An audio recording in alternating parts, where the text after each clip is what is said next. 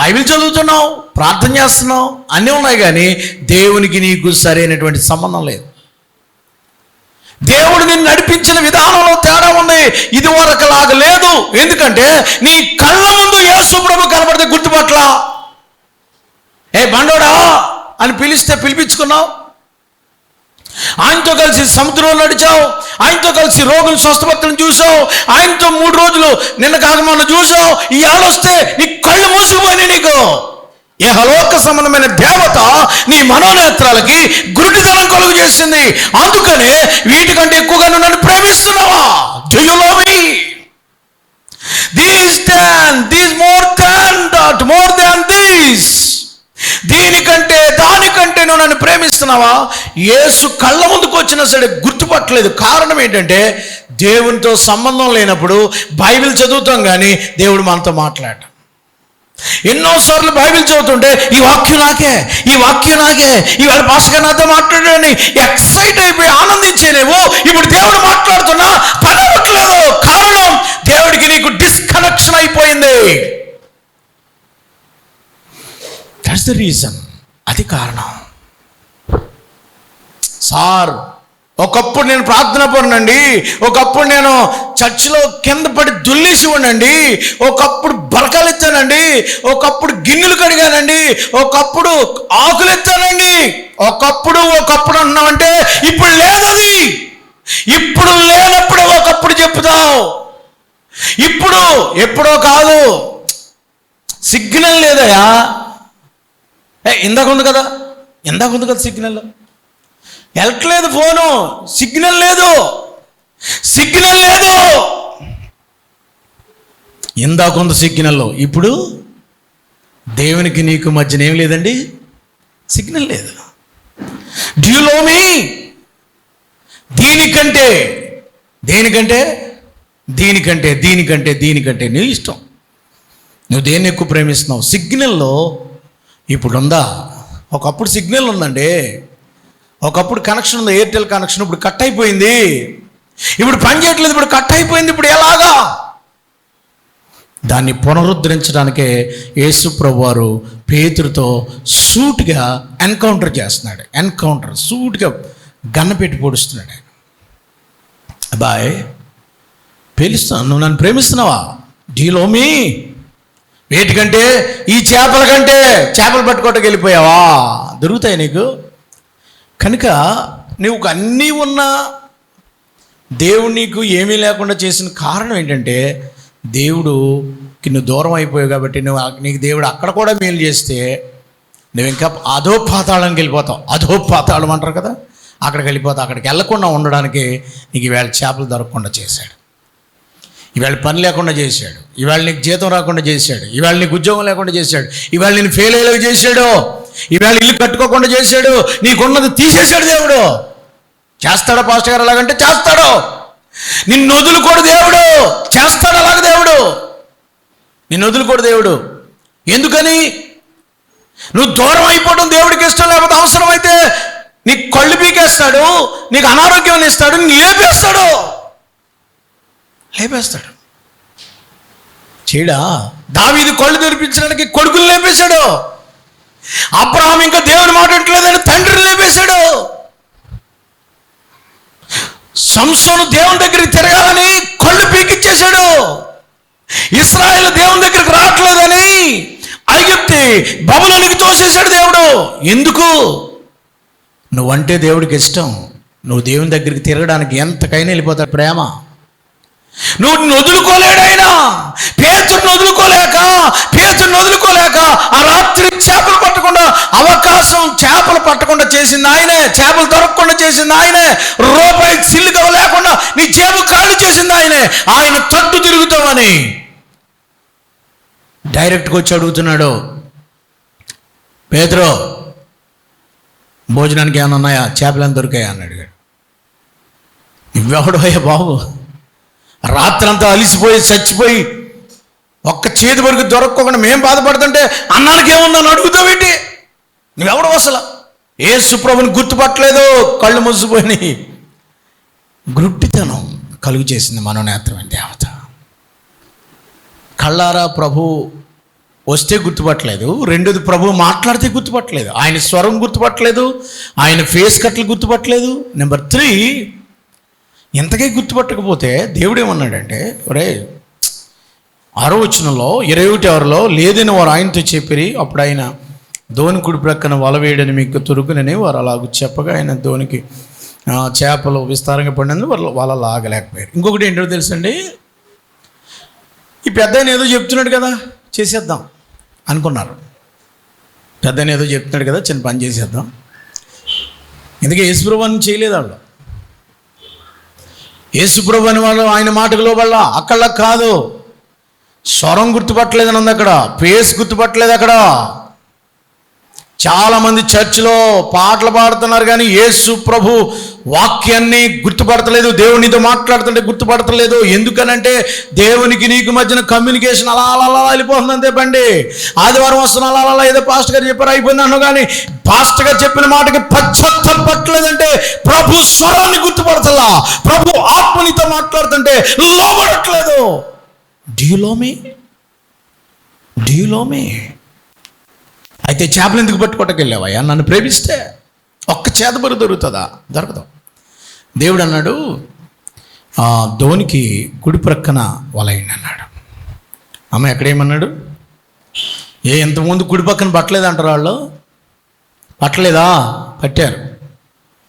కుడి పక్కన వేయాలని మాట తీసుకుని మీరు కుడి పక్కన వేయకండి. రేపు పొద్దున్న ఎక్కడికైనా చేపకి వెళ్ళినప్పుడు కుడి పక్కన కుడి చేతితోటి అయితే అయిపోద్దని కాదు అక్కడ అర్థం. The direction of Jesus Christ. ఏంటి మీనింగ్ అంటే యేసు చెప్పిన మార్గంలో వెళితే నీకు మంచి జరుగుతుంది అని చెప్పడానికి. అది ఎడం పక్క, కుడి పక్క, ఫ్రంట్, బ్యాక్, పక్కనట్టు యేసు ఏం చెప్పాడు అది వింటావా లేదా? టెస్ట్ అండ్ ట్రయల్స్ అవి. కుడి పక్క వెళ్ళమంటే కుడి పక్క వేయి, నేను ఎడం పక్క వేస్తాను అంటే అయితేనే ఎడం పక్క వేయి, ఏమవుతుంది? ఇలా చెయ్యి అంటే నేను ఇలాగే చేస్తానంటే వింటావా లేదా? దేవుడు చూస్తున్నాడు. డైరెక్షన్ ఇచ్చాడు ఆయన. అది ఏ డైరెక్షన్ అని కాదు, ఫాలో మీ అంతే. యేసుప్రభు మాటకు లోబడు, అది నమ్మటం, యేసయ్యని నమ్మటం. ఆయన నమ్మేసి వెళ్ళిపో. గుడ్డిగా నమ్మాయి, బ్లైండ్గా చెప్తాను, నమ్మాయి. అద్భుతం నీ జీవితంలో దేవుడు చేస్తాడు. చప్పలు కూడా దేవునికి స్తోత్రం చెల్లిద్దాం. నమ్మకపోతే ఏదీ జరగదు, నమ్మితేనే. ఇది పక్కన ఏమన్నాడు? యేసు తీరారు అంతే. ఇక్కడ మేము పట్టలేదా, రాత్రంతా మేము దిగలేదా, ఇందులో మేము మొలగలేదా, మేము ఇక్కడ తిప్పలేదా? చెప్పిన మాట ఏం చెయ్యి అంతే. మాట వింటావా లేదా అనేది దేవుడు చూస్తున్నాడు. ఆయన యార్దాన్లో ములిగితేనే స్వస్థత, 7 సార్లు మొలగాల? నో, మాట వింటావా లేదా? వింటే నీకు స్వస్థత. 7 సార్లు ములిగి అంతే. ఆ టైంలోనే ఏంటి, ఆ టైం వీళ్ళంతే. వింటావా లేదా? వినకపోతే నీకు రోగం తగ్గదు అంతే. దేవుడు మాటతో స్వస్థపరచడం చేయగలడు, కానీ చెప్పాడు అక్కడ లోబడాలి. నీకు గర్వం దిగాలి అక్కడ. నేను రాజుని, నేను 7 సార్లు మొలగడం ఏంటి, గాడిదగుడు కబుర్లు చెప్పుకో, ములిగిల్లి అంతే. ములిగాడు అప్పుడు తగ్గింది. దేవునికి స్తోత్రం కలుగును గాక. నమ్మిన ఎడల నెమ్మది కలుగును, నమ్మిన ఎడల నెమ్మది కలుగును, నమ్మికయుంచుము ప్రాణమా, నమ్మికయుంచుము యేసులో ప్రాణమా.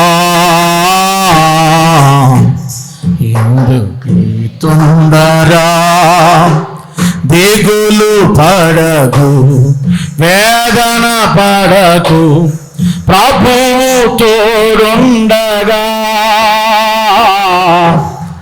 దిగులు పడకు, వేదన పడకు, ప్రభువు తోడుండగా.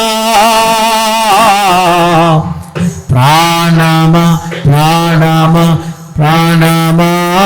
దేవునికి స్తోత్రం. నమ్మికం చెయ్యంతే. అలాగ మాట విన్నారు, వేశారు. ఏమండి, ఇంచుమించు 153 గొప్ప చేపలు వారు వల వేయగా విస్తారంగా వల లాగలేకపోయారు. ఆ వల లాగలేకపోయారు. చాలామంది వచ్చి హెల్ప్ చేశారు. ఏమండి, చాలామంది హెల్ప్ చేశారు. 153 గొప్ప చేపలు వల పిగలలేదంట. 2 అద్భుతాలు జరిగిన చూడండి. దేవుడికి నీకు కమ్యూనికేషన్ లేకపోతే ప్రార్థన చేస్తావు కానీ ప్రార్థన రాదు, బైబిల్ చదువుతావు కానీ దేవుడు మాట్లాడు, చర్చ్కి వస్తావు కానీ నీకేమి సంతృప్తి ఉండదు.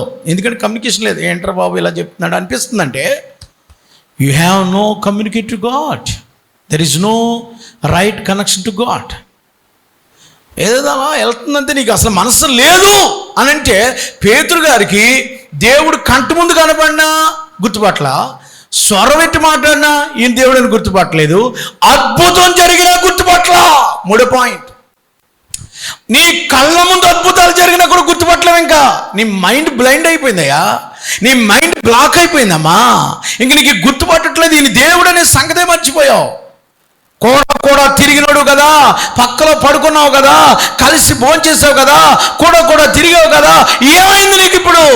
కారణం దేవునికి వెన తిరిగి వెళ్ళిపోవటమే కారణం. దేవుడిని వదిలేసి నువ్వు వెన తిరిగి వెళ్ళిపోయావంటే చర్చ్ మానేసి నేను అంటలా, వెన తిరిగి వెళ్ళిపోయావంటే ఏదో పాపంలో పడిపోయావని నేను అంటలేదు, వెన తిరిగి వెళ్ళిపోయావంటే నువ్వేదేదో చేసావని అంటలేదు. కానీ సరైన ప్రార్థన జీవితం లేదు, సరైనగా దేవునికి నీకు రైట్ కనెక్షన్ లేదు with God. There is no right connection with God. దేవునితో నీకు సరైన సంబంధం లేకపోతే అద్భుతం జరిగినా కూడా, ఏ అద్భుతం జరిగినా కూడా నువ్వు నమ్మలేవు. అది నేను అన్నాను, అద్భుతం జరిగినా కూడా నమ్మరు. అద్భుతమా, అలా జరిగిందా? కళ్ళ ముందు ఎన్నో సాక్ష్యాలు అయినా మీరు నమ్మలా. 3 రోజుల క్రితమే కదయా తిరిగి లేచిన యేసుప్రభుని చూసావు, సమాధిలోంచి యేసుప్రభుని చూసి ఇవాళ చేపలెట్టుకోవడానికి వెళ్ళిపోయావంటే నేనేమనాలా? ఏమన్నాను నిన్ను? ఇవాళ చేపలెట్టుకోవడానికి నిన్న కాక మొన్నే కదా చూసావు ఆయన్ని, మొన్న ఆదివారమే కదా చూసావు. ఇవాళ చేపలెట్టుకోవడానికి వెళ్ళిపోయాడు అంతే. నాకేమొద్దు, దేవుడు ఒక్క చేతి వరకు కూడా దొరకనలేదు. కారణం ఏంటంటే దేవుడు అడుగుతున్నాడు, గుర్తుపడతాడు, ఏమైనా గుర్తుపట్టలేదు. బ్లైండ్నెస్ ఉన్నప్పుడు గుర్తుపట్టలేం. అందుకనే సరిచేయడానికి దేవుడికి నీకు సంబంధాన్ని పునరుద్ధరించడానికి దేవుడు ఈ దినాన్ని నీ కొరకు పరిగెత్తుకుంటూ వచ్చేసాడు. పేతురుని దేవుడు కించపరచట్లేదు, పేతురుని దేవుడు వదిలిపెట్టుకోవట్లేదు, పేతురులో ఉన్న తప్పుని బయటపడుతున్నాడు. ఇప్పుడు పేతురు చేసిన పొరపాటు ఏంటో తెలుసుకునేలా చేస్తున్నాడు. యేసు లేకుండా చేపలు పట్టుకోవడానికి వెళ్ళాడు, దొరకలేదు. యేసు కళ్ళ ముందు గుర్తుపట్టలేదు. ఇప్పుడు పక్కోడు చెప్తున్నాడు, పక్కోడు చెప్తే కానీ నీకు ముందున్నవాడు యేసుప్రభు నాకు గుర్తు రాలేదు. నీకు పక్కోడు చెప్తున్నాడు. ఎవరు చెప్తున్నారు? 7వ వచనంలో, కాబట్టి యేసు ప్రేమించిన శిష్యుడు ఆయన ప్రభు సుమి అని పేతురుతో చెప్పాను. పక్కోడు చెప్పే అంత కలువసిపోయిన నీకు యేసుప్రభుని గుర్తుపట్టడానికి. బ్లైండ్నెస్ ఉంటే అంతేనండి. పక్కోడు చెప్పినా కూడా నీకు గుర్తుపట్టట్లేదు. అప్పుడు బడుక్కుని బళ్ళు మన సముద్రంలో దూకేశాడు. ఎందుకంటే అంగవస్త్రంతో ఉన్నాడు కదా. బాబాయ్ యేసుప్రభా ఇప్పుడు కళ్ళు వచ్చినాయా నీకు? పక్కోడు చెప్తే కూడా తెలియట్లేదా? ప్రభు మాట్లాడుతున్నాడు. ప్రభు మార్గము విడచితిని, ప్రార్థించుట మానితిని, ప్రభువాక్యము వదలితిని, పరమార్థము మరచితిని, ప్రపంచ నచనలలో ప్రావీణ్యం బలహీనుడనై చింతోని మాట, బలహీనుడనై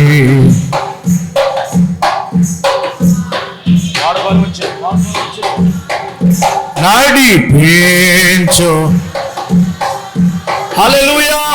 దేవుడు ఏం చెప్తున్నాడంటే, నువ్వు నన్ను వీటికంటే ఎక్కువ ప్రేమిస్తున్నావా? గుర్తుపట్టలేదు.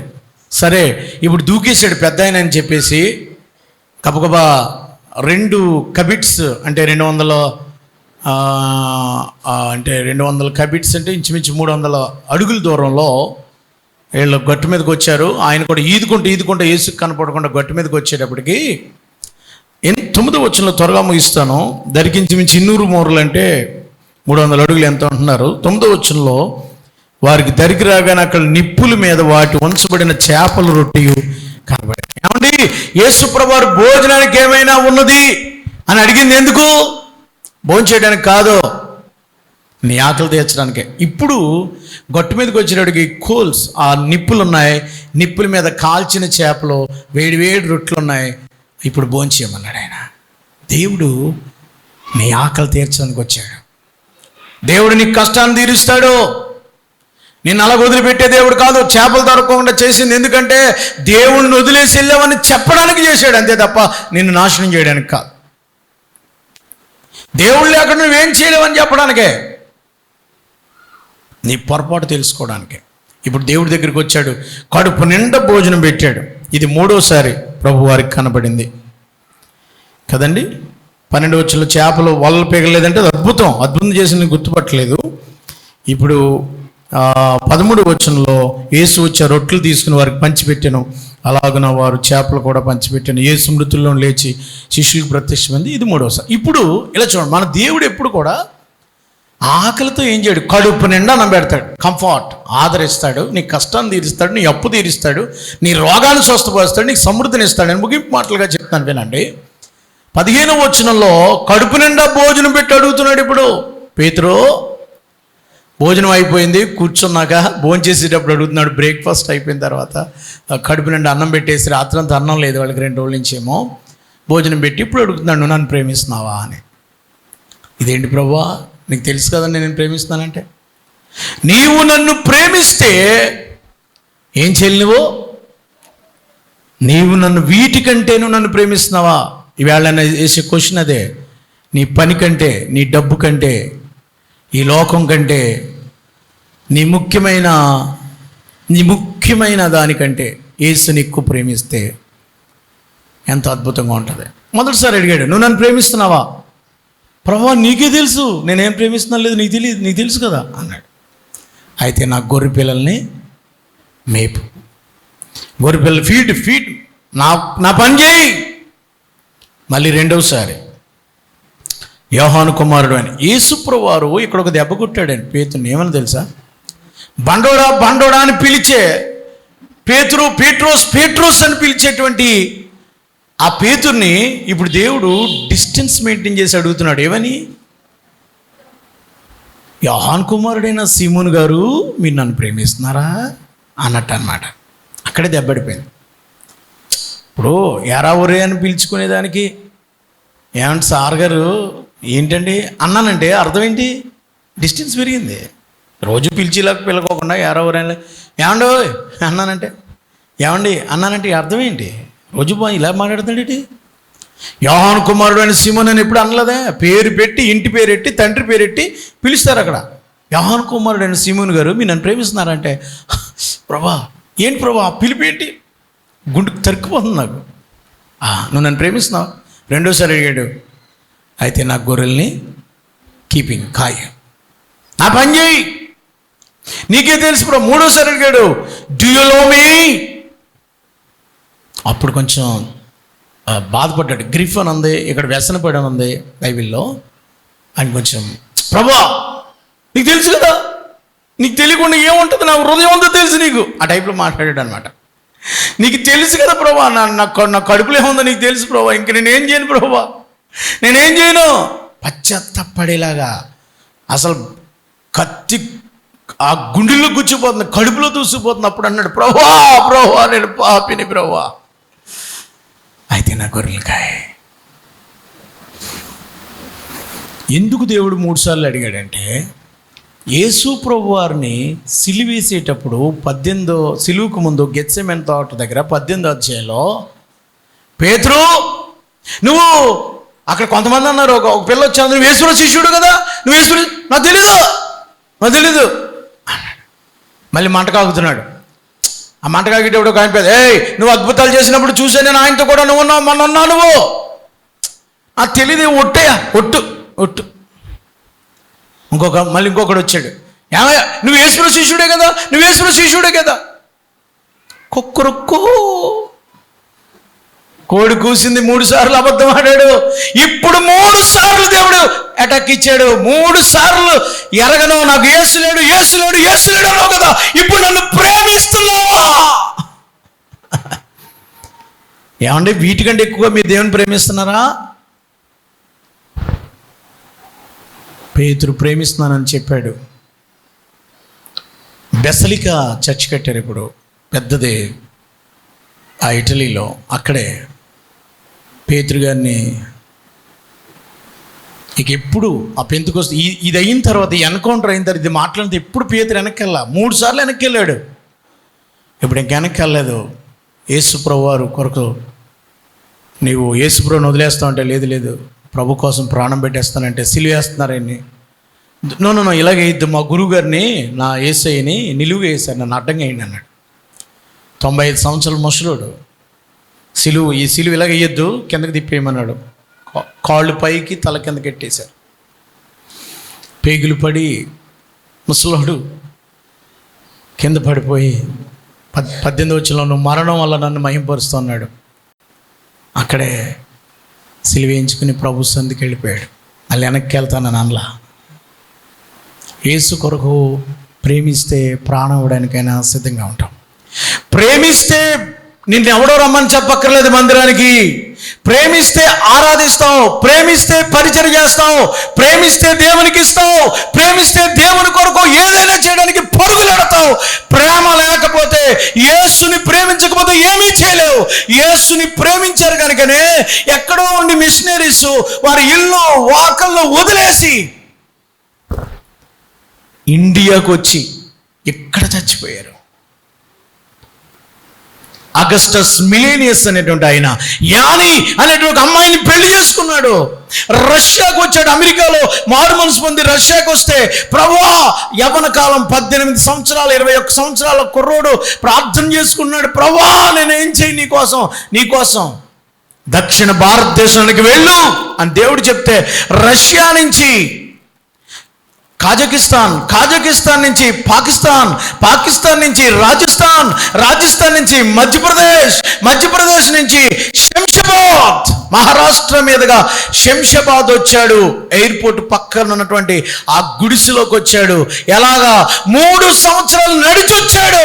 ఆయన భార్య యేసుని ప్రేమించి 3 సంవత్సరాలు పట్టింది దక్షిణ భారతదేశానికి వెళ్ళమని చెప్తే, ఎక్కడి నుంచి రష్యా నుంచి ప్రభు కోసం ప్రేమిస్తే అది నడకలాగా అనిపించలా, ప్రేమిస్తే అది దూరం అనిపించలా, ప్రేమిస్తే చలి, ఎండ, వర్షం ఆయనకి పట్టలా. శంషాబాద్ వచ్చేసాడు. శంషాబాద్ దగ్గర 3 సంవత్సరాలు ఉన్నాడు. తెలుగు నేర్చుకున్నాడు. ప్రభువా, తెలుగు నేర్చుకున్నాను, ఏం చేయమంటావు నన్ను? దేవుడు అన్నాడు, భువనగిరి వెళ్ళి సేవ చేయమన్నాడు. భువనగిరి వెళ్ళాడు. భువనగిరి వెళ్తే అక్కడ ముస్లింస్ ఒప్పుకోలేదు సేవ చేయడానికి. మరలా నిజాం రాజు దగ్గరికి వచ్చాడు. నిజాం చక్రవర్తి దగ్గరికి వచ్చి, అయ్యా, నన్ను ఏం చేయమంటారు, ఇక్కడ సేవ చేయనట్లేదంటే, భువనగిరిలో నేనేం చేయలేను, జనగామ వెళ్ళిపోమన్నాడు. జనగామ వెళ్ళిపోయాడు.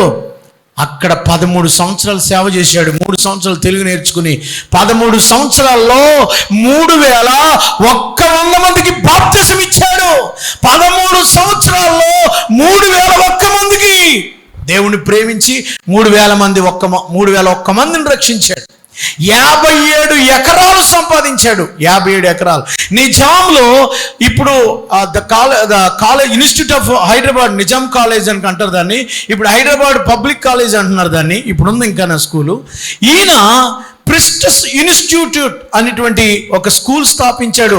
నిజాంలో ఉన్న వాళ్ళు ధనవంతులకి ధనికులకి అది ఇస్తే, ఇక్కడున్నది ఏంటి తెలుసా, దరిద్రులు పేదవారు చదువుకోవడానికి ఈ స్కూల్ స్టార్ట్ చేశాడు. ఎక్కడ? ప్రెస్టాస్లో, జనగాంలో. ఆయన పేరు ఉండ్రుపు. ఆ ఊరి పేరు ఏం పేరు అంటే ఉండ్రుపు. నేను చెప్పింది అగస్టస్ మిలీనియస్ కాదు, ఆ స్టోరీ పక్కన పెట్టాను. ఉండ్రుపు ఆయన పేరు. 57 ఎకరాలు ఆయన సంపాదించి ఒక స్కూల్ కట్టాడు, ప్రెస్టిజ్ ఇన్స్టిట్యూట్ అని. మరి చక్కగా చదువుకున్నారు. ఇప్పుడు అక్కడికి వెళ్ళి చూస్తే సిలువ ఉంటుంది, చరిత్రలో ఉంటుంది, కానీ ఇప్పుడు అక్కడ సిలువ లేదు. అక్కడ ప్రెస్టిజ్ ఇన్స్టిట్యూట్ లేదు. 57 ఎకరాలు లేవు. అక్కడ ఒక ఉండ్రుపు చర్చ్ ఉంది, ఉండ్రుపు బ్యాప్టిస్ట్ చర్చ్. ఆ పాస్టర్ గారిని అడిగితే ఆయన అంటున్నాడు, సార్ ఇక్కడ 57 ఎకరాలు ఉండాలని రికార్డులో ఉంది. ఏమైందంటే 6 ఎకరాలే ఉందని నాకు తెలుసు చర్చికి సంబంధించి. మిగిలిన 51 ఎకరాలు అమ్మేశారు. ఎవరికి? గీతాంజలి పబ్లిక్ స్కూల్కి. ఇప్పుడు అక్కడ సిలువ లేదు, వినాయకుడి బొమ్మ ఉంది. ప్రభు కోసం ప్రాణం పెట్టి చేస్తే మనోళ్ళు చేసింది అది. నేను ముగిస్తున్నాను నా వర్తమానాన్ని. యేసుని ప్రేమిస్తే దేవుని కొరకు పని చేయడానికి ముందుకు వస్తావు. వీటికంటే, నీ పని కంటే, నీ ముఖ్యమైన దానికంటే రేపు 26, 27, 28 3 దినాల మీటింగ్లు.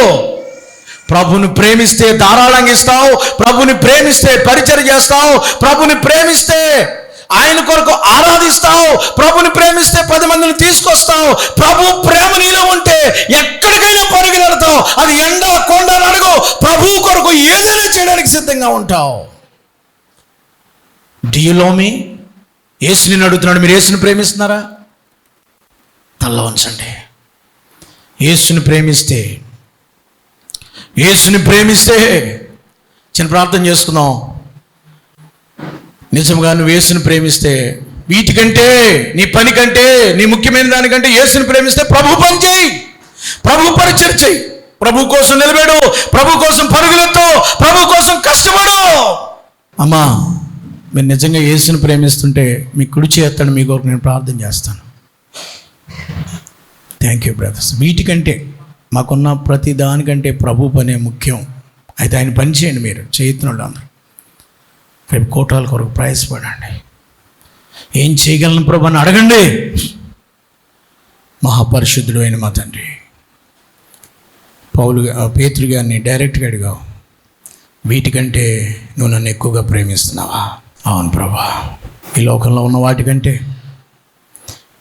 ఈ లోకంలో ఉన్న దానికంటే మాకు ముఖ్యమైనది ఏమీ లేదు. మీరే, మీ పని ముఖ్యం. మీరు ఏం చేయమంటే అది ముఖ్యం. మీరు లేకుండా మేము ఎక్కడికి వెళ్ళినా పిత్త పరుగు కూడా దొరకదు నాయన.